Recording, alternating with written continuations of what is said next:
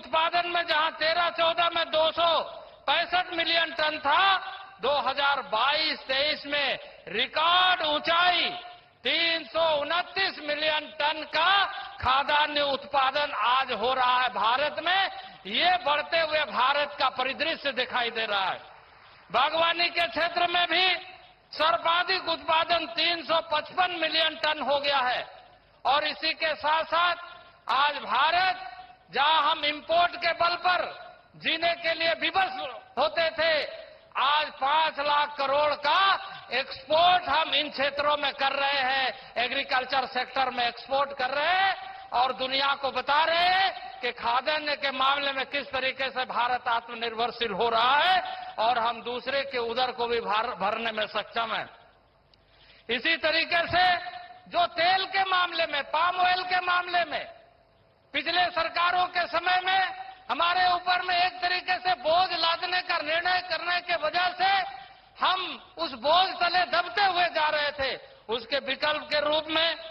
माननीय प्रधानमंत्री के नेतृत्व में 21-22 में योजना शुरू की गई और 5 वर्षों के लिए योजना शुरू की गई कि जो पाम ऑयल हम दुनिया से लेकर के आते हैं, अब हमारे किसान उपजाएंगे और उसके लिए खास करके पूर्वी क्षेत्र को विशेष महत्व देते हुए,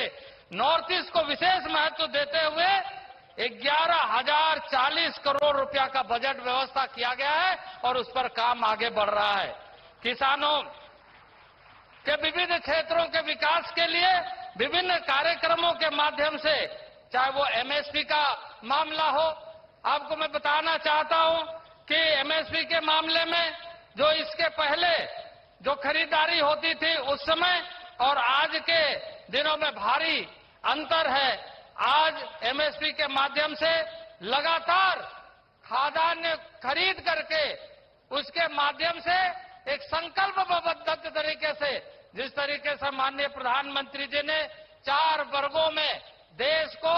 और देश की शक्ति को नई शक्ति, नई ऊर्जा के रूप में बढ़ाने का काम किया है कि हमारे देश में किसान जो अन्नदाता है, हमारी जो महिलाएं मातृशक्ति, नारी शक्ति है, हमारी जो युवा ताकत है और उसी तरीके से जो गरीब कल्याण, जहां हम अनाज के उत्पादन को बढ़ा रहे हैं, वहीं उनके साथ साथ ही उस अनाज को हम गरीबों तक, आज देश का या दुनिया का यह पहला ऐसा देश है कि 81 करोड़ लोगों तक मुफ्त राशन पहुंचाने का लक्ष्य को पूरा करते हुए नया कीर्तिमान, नया इतिहास और इस चुनौती को एक साथ मुकाबला करने का लक्ष्य को पूरा किया है। आज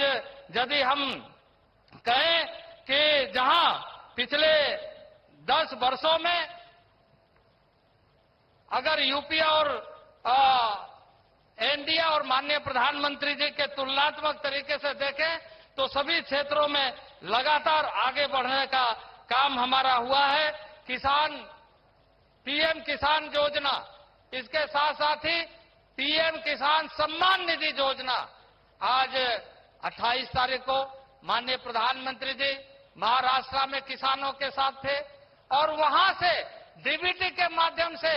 21,000 करोड़ की राशि देश के किसानों को एक बटन दबा करके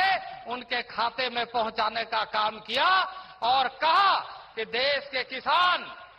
हमारे अन्नदाता है, उनके सम्मान के लिए, उनके सुरक्षा के लिए, उनके फसलों के सुरक्षा के लिए, उसके फसल को सही मूल्य मिलने के लिए इन सारी व्यवस्था को करने का काम किया है। और अभी तक 3 लाख करोड़ से अधिक राशि माननीय प्रधानमंत्री जी ने किसान सम्मान निधि में डायरेक्ट डीबीटी के माध्यम से लोगों तक पहुंचाने का काम किया है। आज लगातार किसानों के साथ साथ, महिलाओं के साथ साथ, युवाओं के साथ साथ, गरीबों के साथ साथ धरती, मिट्टी, पर्यावरण, इन सारे चीजों का भी ध्यान रखते हुए इकोलॉजिकल डेवलपमेंट के साथ आज आप किसान, उसका खेत, उसकी मिट्टी किस तरीके से बेहतर हो, इसके लिए भी एक वृहद कार्य योजना कृषि मंत्रालय के माध्यम से लगातार चल रहा है। 23 करोड़ से अधिक कार्ड जारी किए गए हैं कि उनके खेत के मिट्टी की, मृदा की हालत कैसे है। क्योंकि धरती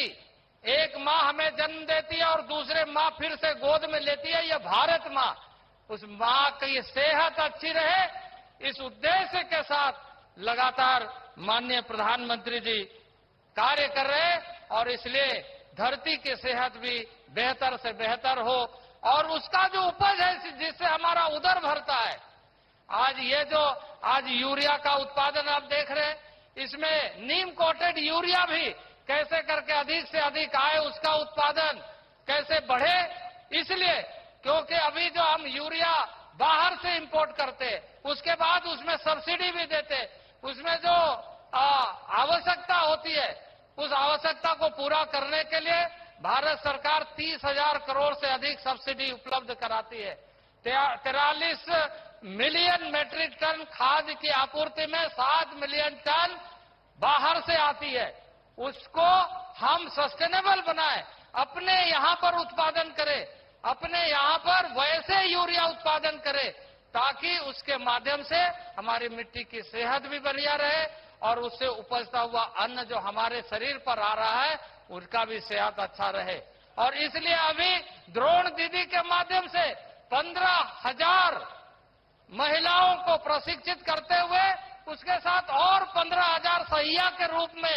30,000 महिलाओं का द्रोण दीदी के नाम से प्रशिक्षित करते हुए खाद, नैनो यूरिया, नैनो डीएपी का उपयोग इस तरीके से हो कि खाद भी कम लगे, उपज भी अच्छी हो और हमारी जो नारी शक्ति है आज डिजिटल वे में अपने आप को जोड़ते हुए आज मुझे बेहद प्रसन्नता है कि अभी 1 दिन पहले अभी कैबिनेट में एक फैसला हुआ, अभूतपूर्व फैसला हुआ कि ईस्टर्न रीजन में विभिन्न क्षेत्रों में जो डेफिशिएंसी है, जो कमी है, उसको हम कैसे पूरा करें और उसको पूरा करने के दृष्टि से डिजिटल तरीके से कृषि क्षेत्र को जोड़े, डिजिटल तरीके से आम नागरिकों को जोड़े, डिजिटल तरीके से सारी व्यवस्था हो ताकि ये जो किसी जमाने में देश के प्रधानमंत्री, तत्कालीन प्रधानमंत्री कहते थे कि हम 1 रुपया भेजते थे, 15 पैसा वहां पहुंचता है। आज माननीय प्रधानमंत्री नरेंद्र भाई मोदी के नेतृत्व में हम गर्व से कहते हैं 100% मतलब 100% गरीब के खाते में पहुंचता है। ऐसे डिजिटल क्रांति प्रारंभ हुई है और ईस्टर्न रीजन में, पूर्वी क्षेत्र में खास करके इस बात का ध्यान रखते हुए कल के कैबिनेट में फैसला किया गया कि अब जो दुनिया के तकनीकी दृष्टि से आज डिजिटल वर्ल्ड में सबसे महत्वपूर्ण है चिप का, उस चिप का ईस्टर्न रीजन में यानी नॉर्थ ईस्ट में उसका नया टेक्नोलॉजी पार्क, कारखाना चिप बनाने का प्रारंभ हो रहा है। और मैं समझता हूं कि सूर्योदय से पूर्वोदय और यही माननीय प्रधानमंत्री जी की संवेदनशीलता है कि न केवल डिजिटल के माध्यम से, न केवल कृषि आंदोलन के माध्यम से, न केवल युवाओं को प्रोत्साहित करने के दृष्टि से, तकनीकी दृष्टि से, इंस्टीट्यूशनल डेवलपमेंट के दृष्टि से, बल्कि इस क्षेत्र के लोगों को आज हम गर्व से कह सकते हैं सूर्योदय पूर्वोदय से कि इस देश की महिला राष्ट्रपति पूर्वोदय से माननीय द्रौपदी मुर्मू एक आदिवासी परिवार की, हम्बल फैमिली की एक महिला राष्ट्रपति हम सबको माननीय प्रधानमंत्री के नेतृत्व में देश को प्राप्त हुआ है। ये हम सबको गौरवान्वित करता है, ये हम सबको गौरवान्वित करता है। इसलिए आज की इस अवसर पर बहुत ज्यादा नहीं कहते हुए मैं यही कहूंगा कि आपका ध्यान जिस तरीके से पूर्वी क्षेत्र के इन संस्थानों के प्रति है, इन क्षेत्र के लोगों के प्रति है, इन क्षेत्र के किसानों के प्रति है, ये अभूतपूर्व है। और पूर्वोदय के साथ ही, सूर्योदय और पूर्वोदय के साथ ही हम विकसित भारत के संकल्प यात्रा पर आगे बढ़ रहे और मुझे पूरा विश्वास है कि आपके नेतृत्व में हम बहुत कम समय में पूर्वी क्षेत्र को विकसित, जो भी कमियां है उसको पूरा करने में सफल होंगे। मैं इन्हीं शब्दों के साथ आप सभी यहाँ पूर्वी क्षेत्र के, यहाँ के सिंदरी के आसपास के तमाम लोगों के तरफ से मैं प्रधानमंत्री का पुनः आभार व्यक्त करना चाहता हूँ कि उन्होंने यहां पर आकर के हम सबको आने वाले दिनों के लिए संकल्पित होने का आह्वान करने के लिए यहां इस खाद कारखाना में आकर के उद्घाटन करके हम सबको प्रेरित किया है। मैं पुनः माननीय प्रधानमंत्री जी का हार्दिक अभिवादन करते हुए अपने वाणी को विराम देता हूं। बहुत बहुत धन्यवाद। बोलिए भारत माता की, भारत माता की, वंदे। बहुत बहुत धन्यवाद। आपके संबोधन के लिए बहुत बहुत धन्यवाद माननीय केंद्रीय मंत्री महोदय श्री अर्जुन मुंडा जी। और अगले संबोधन के लिए अब मैं सादर आमंत्रित करती हूं माननीय मुख्यमंत्री झारखंड श्री चंपाई सोरेन जी को।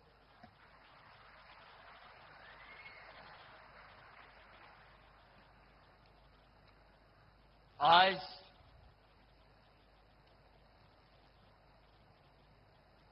भगवान बिरसा मुंडा सिद्धू कान्हू पवित्र धरती पर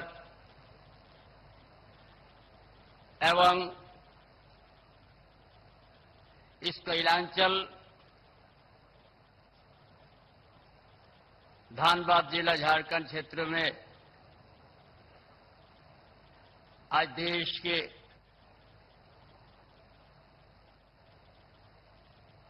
माननीय प्रधानमंत्री नरेंद्र मोदी सर हज प्लांट उद्घाटन समारोह में उपस्थित और इस मंच में हमारा केंद्रीय मंत्री अर्जुन मुंडा जी, इस राज्य के राज्यपाल श्री राधा कृष्ण जी, हमारे इस क्षेत्र के सांसद TN सिंह जी, हमारा इस राज्य के प्रतिपक्ष के नेता अमर बारू जी और इस हज प्लांट उद्घाटन समारोह उपस्थित सभी इस प्लांट के अस्थायी मजदूर साथीगण और अस्थायी मजदूर साथीगण, यहाँ के प्रबंधक और हमारा पत्रकार साथीगण, सबसे पहले आज आप सबों को हमारी ओर से जोहार। आज